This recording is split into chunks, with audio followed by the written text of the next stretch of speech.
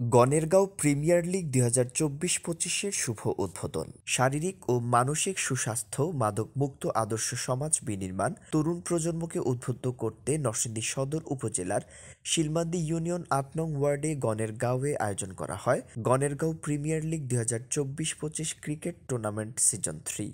২৯ December রোববার সকালে Narsingdi chamber of commerce and ইন্ডাস্ট্রির সাবেক পরিচালক রফিকুল ইসলাম, মাধবদী স্বেচ্ছাসেবী সংগঠন ফোরামের সভাপতি মোহাম্মদ আল আমিন রহমান, অর্থ সম্পাদক আনোয়ার হোসেন মোল্লা, ব্রাদার্স ড্রাইংয়ের পরিচালক মোতালিব হোসেন, শিলমান্দি ইউনিয়ন বিএনপির আহ্বায়ক হাজী সানাউল্লাহ মিলন এবং শিলমান্দি ইউপি সদস্য মোহাম্মদ আনোয়ার হোসেন প্রমুখ উপস্থিত থেকে ক্রিকেট টুর্নামেন্ট উদ্বোধন করেন। খেলায় মোট ৫টি দল অংশগ্রহণ করে। এ সময় উপস্থিত অতিথিগণ খেলার প্রতি তরুণ প্রজন্মের অনীহা, ইলেকট্রনিক্স ডিভাইসের প্রতি আসক্তিকে দায়ী, খেলার প্রতি তরুণ প্রজন্মের আগ্রহ বৃদ্ধিকরণে যথাযথ কর্তৃপক্ষের ব্যবস্থা গ্রহণ সহ নানা বিষয়ে বক্তব্য রাখেন।